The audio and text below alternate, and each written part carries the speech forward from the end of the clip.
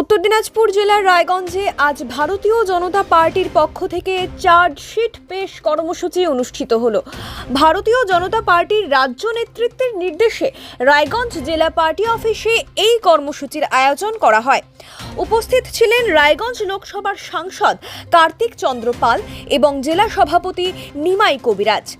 সোমবার 16 ফেব্রুয়ারি 2026 তারিখে অনুষ্ঠিত এই কর্মসূচিতে জেলার একাধিক বিষয় তুলে ধরে চার্জশিট পেশ করা হয়।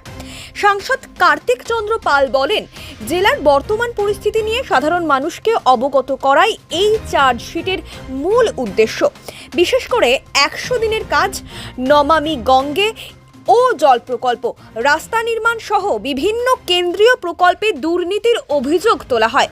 তার দাবি, প্রকৃত উপভোক্তারা অনেক ক্ষেত্রেই বঞ্চিত হচ্ছেন এবং বিভিন্ন উন্নয়নমূলক প্রকল্পের নাম নিয়েও প্রশ্ন উঠছে। এছাড়াও বিরোধী দলের কর্মী সমর্থকদের ওপর অত্যাচার ও আইন শৃঙ্খলার অবনতির অভিযোগও তোলা হয়। তিনি জানান, মানুষের কাছে গত 5 বছরে এলাকায় কি কাজ হয়েছে এবং কি হয়নি সেই তথ্য পৌঁছে দিতেই এই চার্জশিট পেশ করা হচ্ছে। জেলা সভাপতি নিমাই কবিরাজ উত্তর দিনাজপুর জেলার 4টি বিধানসভা ইসলামপুর, চাকুলিয়া, করণদিঘি ও গোয়ালপুকুর এলাকায় এই চার্জশিট পেশ করেন বলে জানা গেছে। সব মিলিয়ে রাজনৈতিক মহলে এই কর্মসূচি ঘিরে ইতিমধ্যেই আলোচনা শুরু হয়েছে। নমস্কার। ভারতীয় জনতা পার্টি রাজ্য নেতৃত্বের নির্দেশে এবং আজকে উত্তর দিনাজপুর জেলার আমরা 4টি বিধানসভা নিয়ে চার্জশিট পেশ করব। চার্জশিট পেশ করবে আমাদের সম্মানীয় জেলা সভাপতি নিমাই কবিরাজ মহাশয়।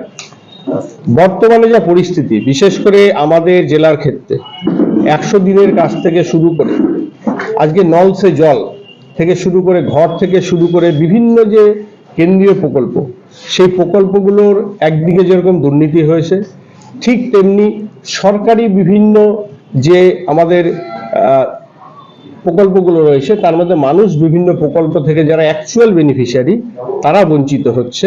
এবং তার সাথে সাথে আজকে বিভিন্ন পিএমজিএসওয়াই রাস্তা থেকে শুরু করে আর অন্যান্য প্রকল্প থেকে শুরু করে যেভাবে রাস্তার কোয়ালিটি নিম্নমানের হচ্ছে, তারপরে চারিদিকে শুধু বিরোধীদের উপর অত্যাচার না, আইন শৃঙ্খলার অবস্থা যা পরিস্থিতি খারাপ হয়েছে, মানুষ ন্যায্য বিচার পাচ্ছে না এবং বিশেষ করে বিরোধী দল হলে তার তো কোনো বিচার পাওয়ার জায়গাই নেই, কোর্ট ছাড়া তার কোনো বেলের জায়গা নেই।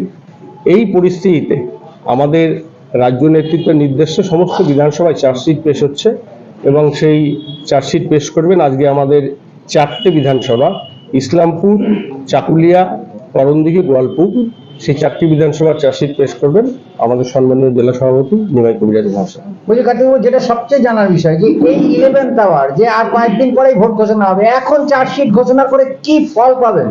না, এখনই তো মানুষের কাছে তুলে ধরতে হবে বিগত 5 বছরে, যে 5 বছর চলে গেল, গত 5 বছরে সেই এলাকায় কি কি হয়েছে, কি কি হয়নি, কি কি সমস্যা রয়েছে, কোন কোন কাজের উপরে দুর্নীতি হয়েছে, মানুষের উপর কি অত্যাচার হয়েছে, মানুষকে তো জানতে হবে। সেই জন্যই আমাদের এই চার্জশিট।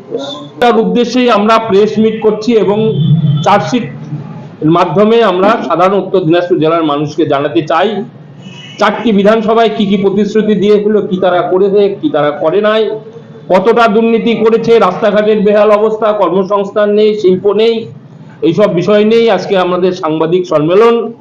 মাননীয় কার্তিকদা খুব বিস্তারিতভাবে কিছু গুরুত্বপূর্ণ বিষয় তুলে ধরেছেন। আমি চার্জশিট যেগুলো এসছে সেগুলো আমি আপনাদেরকে পাঠ করে শুনতে চাই। 2-1টা বিষয় আমি বলছি। ইসলামপুরে নদী থেকে উদ্ধার হওয়া বিপুল পরিমাণ কার্তুজ।